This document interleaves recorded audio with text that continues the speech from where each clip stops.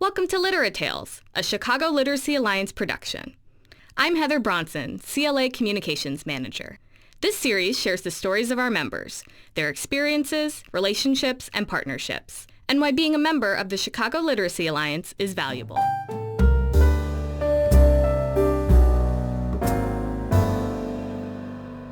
Chapter 7, Deepening Connections. So I'm Christine Kenny, and I'm the Executive Director at Literacy Works. And I'm Betsy Rubin, and I'm the Adult and Family Literacy Specialist at Literacy Works. And my name is Gail Fox. I am the Associate Director at the UIC Center for Literacy, and I head up FAST services there. So Gail and Betsy and I, but Gail and I worked together as literacy coordinators many years ago. Yeah. So we have been colleagues and friends for probably 20 years. Mm-hmm. Yeah, right? At least since almost the mid-90s, right? Yeah. And then Gail moved up to California and got her PhD, and when she came back, we kind of rekindled our professional relationship, right? And Gail, when did you start at UIC Center for Literacy? I got here about 2 years ago, so right in the middle of 2014. I started at UIC, then I went back to LA. I walked the stage to get my diploma for my PhD, and then I came back and I really got started. So, who knew when I got started back when we all met that this quest to try to figure out how language teaching and language learning worked would lead me on to pursue advanced education in that, and then come back and now be in a center where research is a part of what underpins what we do. So that's an exciting, just growth trajectory, I think. And that's part of why I look forward to collaborations like this continuing with Literacy Works, within Literate Center, within CLA, is because, as Betsy said, there are these connections that get made at the local level, the state level, sometimes the national level. And at the Center for Literacy, that's part of what we're trying to cultivate. We have access to research, we have access to professors, we have access to graduate students. We can log right in and get into the library system and pull up some of the most recent research.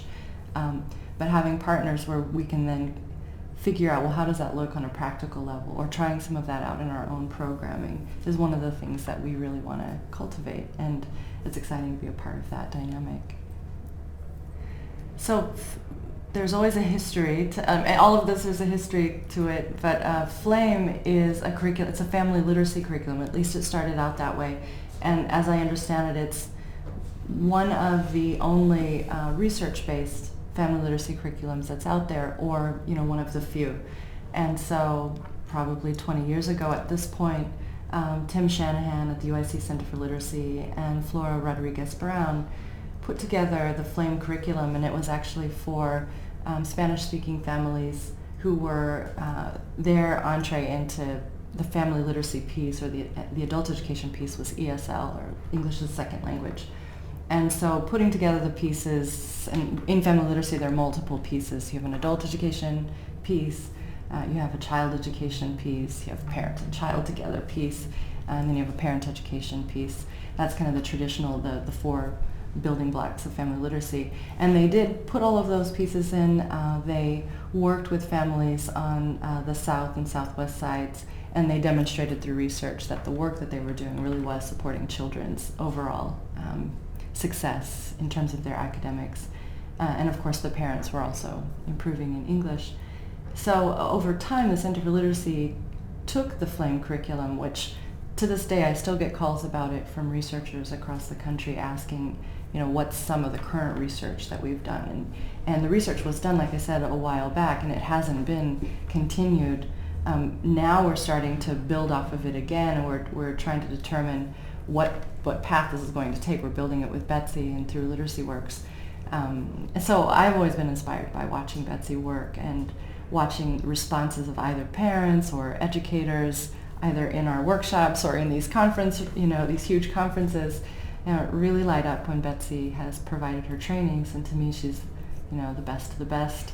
And so when it came time for us to think about how to modernize our FLAME curriculum, we contacted Betsy, and we're now delivering the book sharing, and it's our most popular activity right now, and we're about to continue on with our second revision.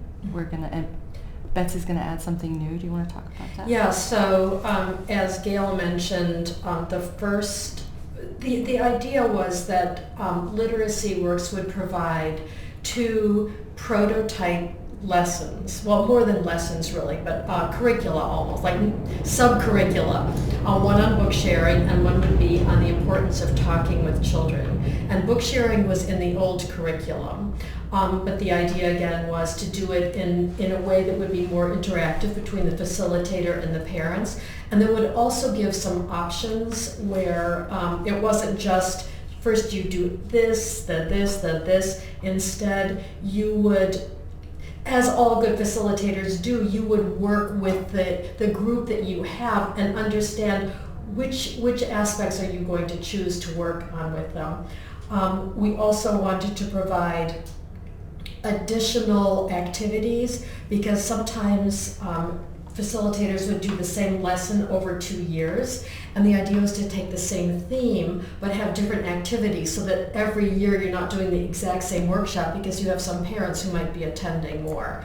So the book sharing unit goes step by step through a lot of interactive activities that you can do with parents and that you can choose from, and it also provides handouts and worksheets, and the way that it has a framework that can be duplicated in doing other lessons. So in fact, the staff at the UIC Center for Literacy are going to be building out other units taking the same framework, the same interactive framework that the book sharing unit did.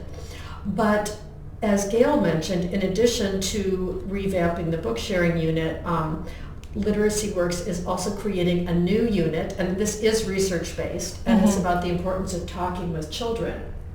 And we know that there has been more and more research coming out showing that it's not just the number of words that you use with children, it's the quality of the communications that you have back and forth with them that you can help foster children's literacy skills by helping them build their vocabulary, but also by helping them build their understanding of concepts, and by fostering back and forth dialogue about topics of interest. All of these help children become school ready.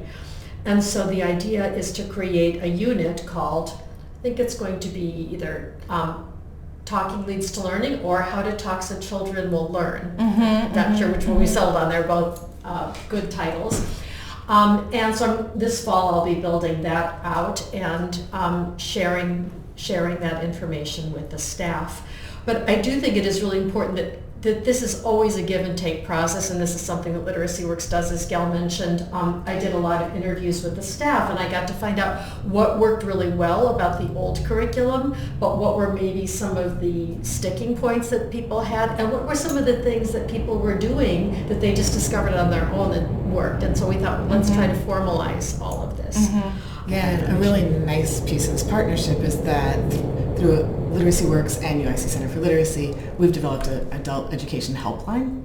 So now people who are looking for that GED program, the ESL program, they can actually call our helpline and they'll get somebody who understands what's available in the city, which programs would be best suited for that person, and actually connect them. So that's been something that's been a really great thing that's developed out of this partnership.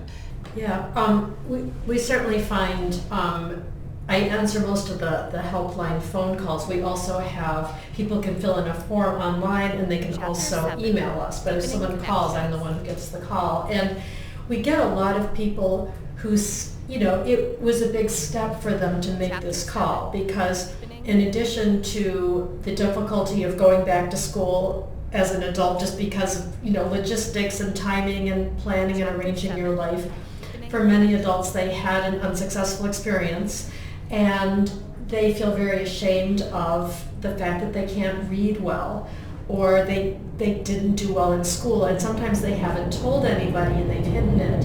And so when they make this call, they're nervous about it because they think someone's going to act like, oh, well, what was your problem that you couldn't finish school? Or I think I'm the only one. And we're able to let them know, first of all, this is really wonderful news that you want to continue your education, want to let you know there are thousands of people like you who are returning to school, and there are many programs that you can choose from, and they're all free. That's something else that people aren't aware of. So we definitely like to give the personal touch. We really like to encourage people, because this is the stage where people could go either way. If anybody is at all scornful or not listening to them or not caring, that could shut them down. So it's a very sensitive conversation that we're having. And we could mention also that a number of your staff, especially your AmeriCorps staff, come to Literacy Works for training in tutoring adults in ESL and in adult basic education, reading, writing, math, and in some other topics. So that's yet another connection that we have with the UIC Center for Literacy. Yeah.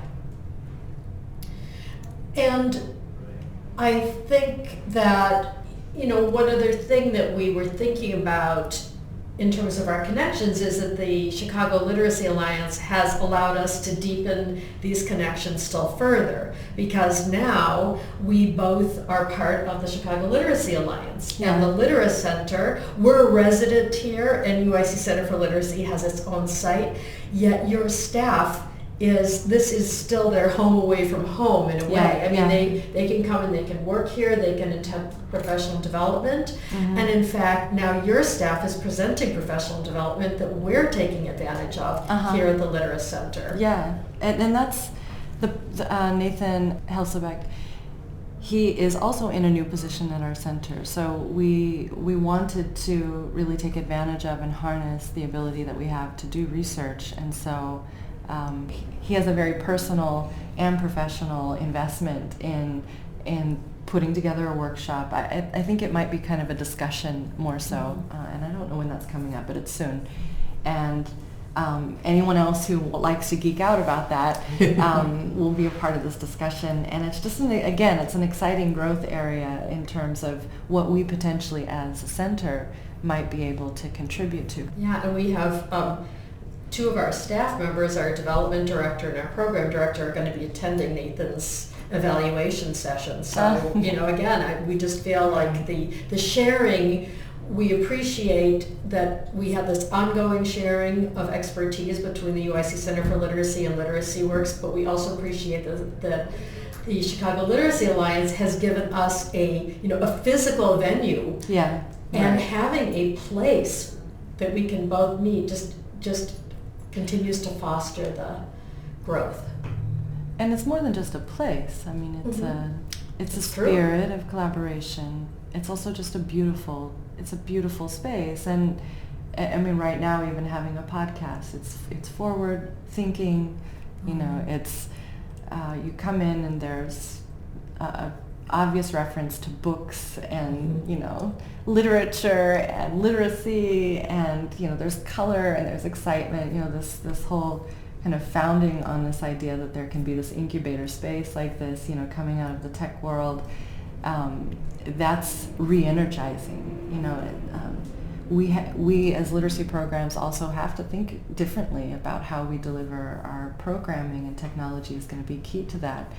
So I think this space really highlights that. It's like it's time to, think in the future, think a little bit forward, and this space, I think part of the reason that the Center for Literacy managers, who all have their own membership passes here because of the membership that we got, I think one of the reasons that they're having their staff trainings here and that they're showing up here and working here is because of that kind of vibrancy. They came here once, they saw it, they were excited about the whole possibility of the creativity of the space, and that brings them back. Yeah. And then they're interacting with others, including because you're here as Literacy Works, then they see you again, and those natural kind I just think that the CLA has played such an important role for Literacy Works, not just with UIC, but just fostering partnerships has just been such an important part of being here, and working with UIC Center for Literacy in particular, it allows us to deepen our relationship with you. Yeah.